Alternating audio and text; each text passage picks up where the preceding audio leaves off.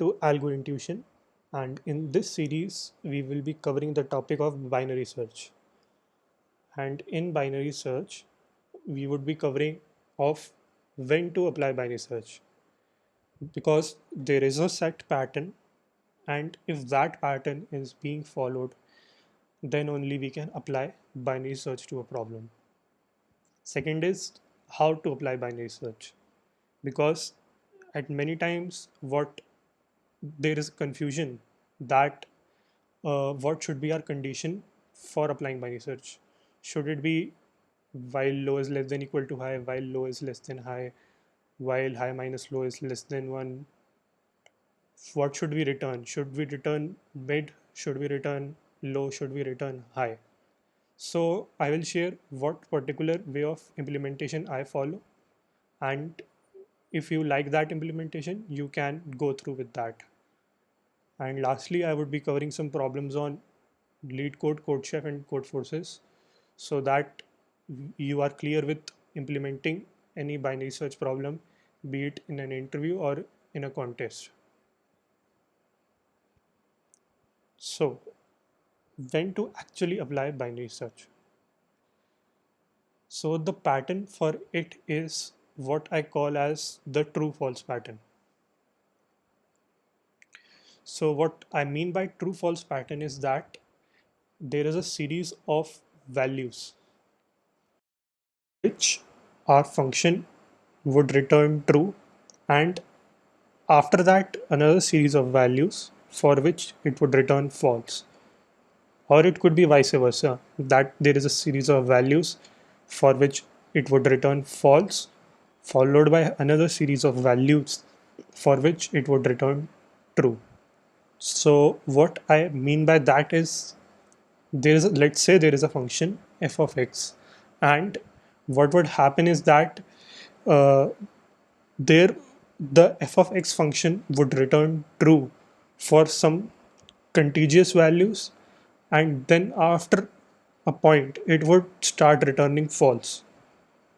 Again, the vice versa of it, there could be a function f of x, it would return false for a series of values, and after that there would be a point that it would start returning true. So for any binary search problem, what we are required to find in any of the questions is either the last true or the first false, or the last false or the first true. So these are the pivot points. These are those points at which uh, our condition would start changing. So in every binary search problem, we are always required to find any four of these values. And after that, we would be taking some examples to show that what actually is happening and how are we going to use any of these four values in any of the binary search problem. So the first example that I would be taking is that a very simple example that you are given a sorted array, and in that sorted array you need to search for any particular element.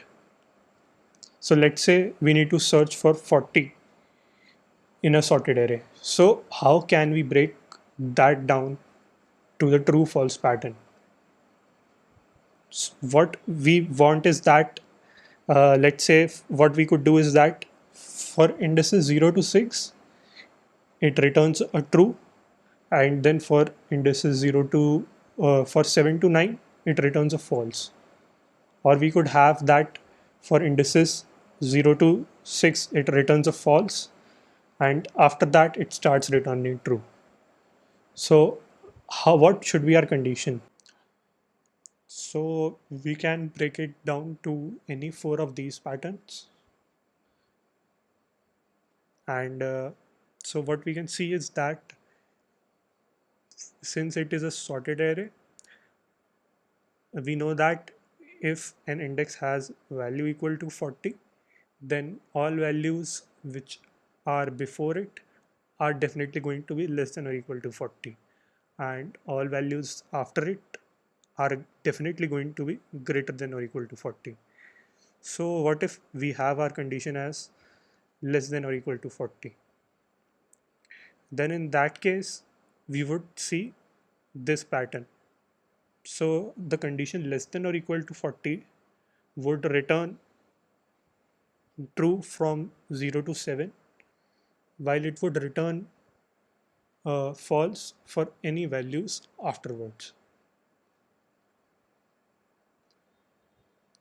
So this is the pattern that we would get. And when we have found that pattern, we can easily apply binary search to a problem. After that, it should be a matter of minutes to solve it. Now, let's take another example. It is one of the lead code problems, finding the first and the last position of element in a sorted array. So we have multiple occurrences of a number, and we need to find both the first position of that element and the last position of the element.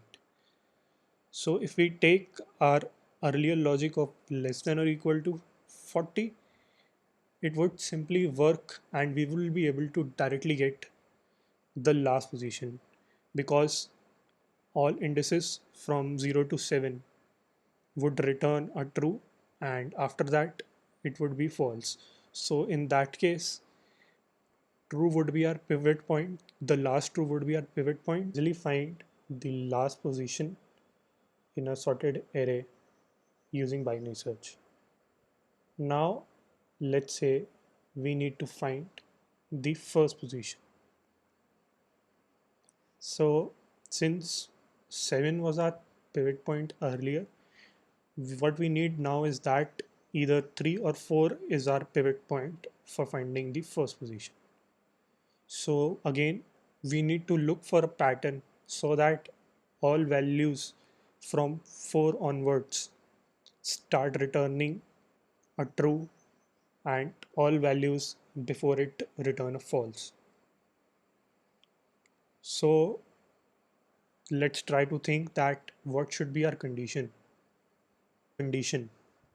that returns true from all values 4 to 9, and a false for all values from 0 to 3.